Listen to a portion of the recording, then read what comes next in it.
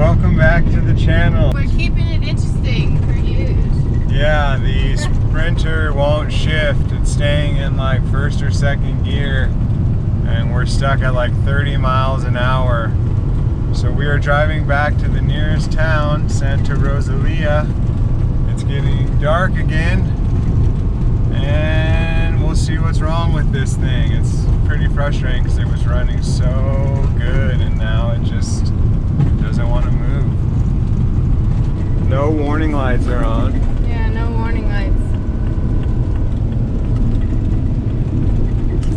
So here we are, just putting along. So we don't know what's going on. Our first step is to turn it on, turn it off, and see if any check engine lights come on.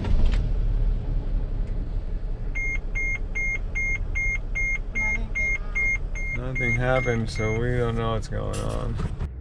Okay, it's a new day. We stayed outside of the Hotel El Moro, just right here on the street.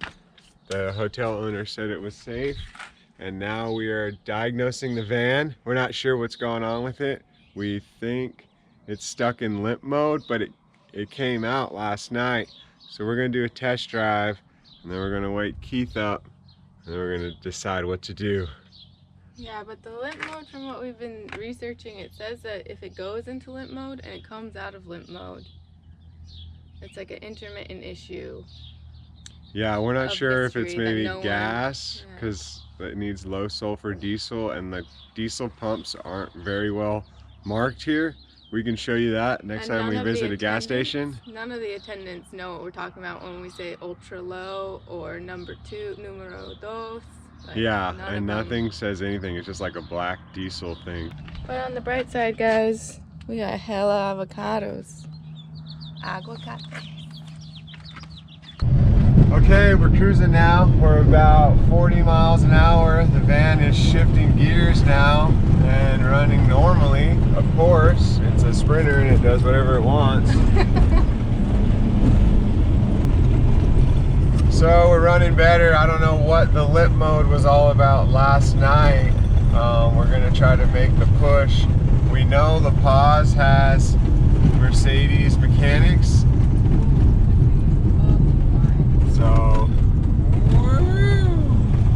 So we're gonna just try to make it there and see if we have any more problems. So today we're gonna make it to the Bay of Conception, 1 hour drive. We're gonna go back and wake Jesus up, and we're gonna hit it. Well, we're at the gas station. We're pumping diesel gas, and there's no sign of low sulfur. It doesn't say anything. It just says diesel. We asked them again too if they had numero dos, and then we put it into our Google Translate, and they said no, it should be fine. So they said everyone uses this. What you're describing with it not working very well and then shutting it off and starting it up again, everything working perfectly, I'm leaning towards the conductor plate having an issue. Yeah, when we researched it online, it did. Everyone was saying the conductor plate was the issue. Yeah, so the way the conductor plate works is usually the part that fails is one of the speed sensors. So it's detecting 3 speeds on the transmission. It's detecting engine speed, torque converter speed to see if it's in lockup or not, and output speed. And it knows the gear ratios match the speed at the back of the transmission that's calculated. Then it will put the car into limp mode. And that would happen either when the transmission is slipping, or more than likely what happens is one of the speed sensors stops functioning because the conductor plate is starting to rattle loose. And when that speed sensor rattles loose, if it's seeing, the speed proper at the input and speed proper at the torque converter, and then it's not seeing any speed at the rear of the transmission, then it's saying, hey, there's a problem here, and it puts it into limp mode. Okay. It'll operate second gear so you can get somewhere, but if it's not seeing the proper speed, those are usually the part inside of that conductor plate that fail. Okay. Does that make sense? Yeah. So, that's where I'm leaning with it. If you guys can get it to me, I can scan it, but with you being south of the border, I would just say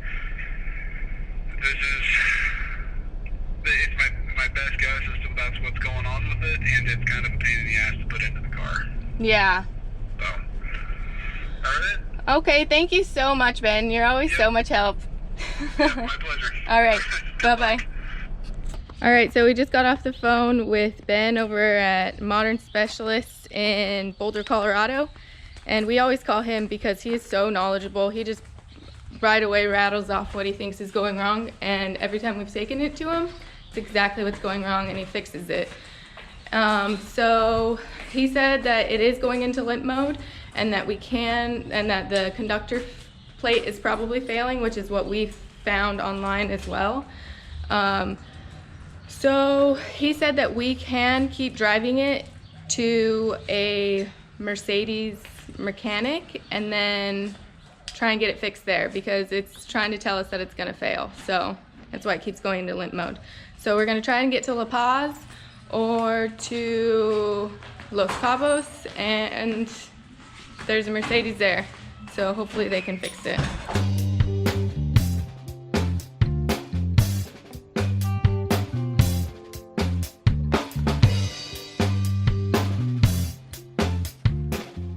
We made it to the campsite. We instantly got harassed by the locals. We all have new hats.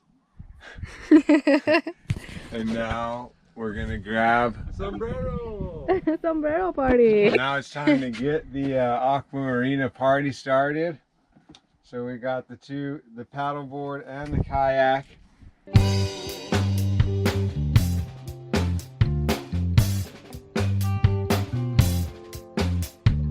Sunrise here on the Baja de Concepcion. Looking mighty nice.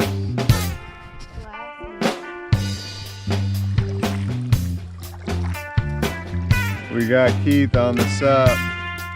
Aqua Marina, we love you.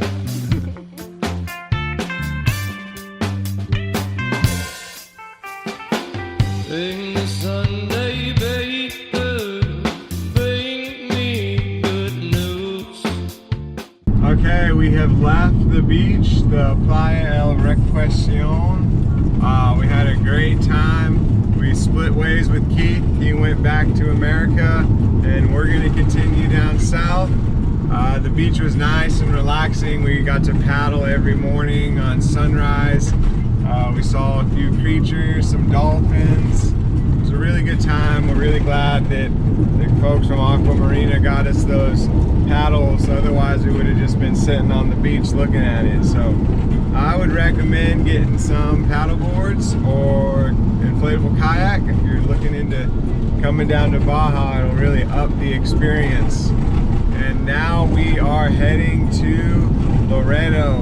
We're gonna try to maybe score at the outdoor market if it's happening today. If not, we gotta get water, groceries, and all that, and then we will continue to head down south.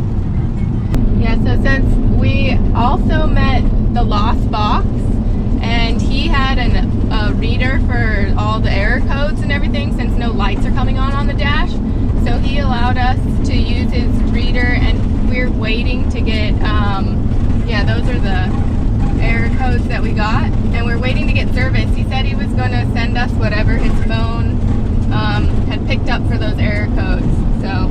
Okay, we're here at the Aqua Purificada all throughout Mexico. You can fill up your waters, and we're gonna get alkaline water at this station, so we're hyped. We're in Loretto. We're gonna hit the farmer's market now. We got a few things at the grocery store, but we wanna see what's available here at the market, so let's go check it out. All right, guys, this is what we got.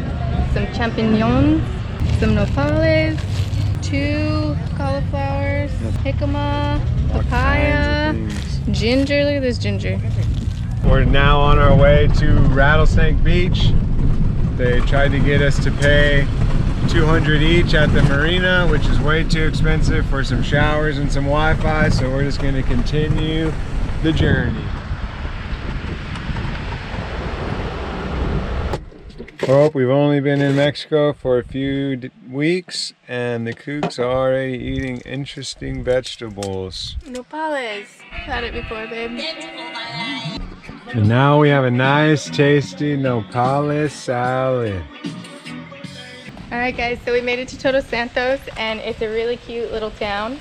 There's a bunch of little cafes and shops, And we even found like an organic grocery store with a bunch of like tofu and ghee and all kinds of stuff. So we're super stoked to be here. It's a really quirky little town. We decided to push on from here as well because the car is running pretty good. It hasn't had any rough shifts. It's been starting fine. It's been running fine. So we're gonna push that conductor plate until we have to get it fixed. But thanks for watching, and don't forget to like and subscribe, and we will see you next time as the adventure keeps rolling with the Kooks. Bye guys.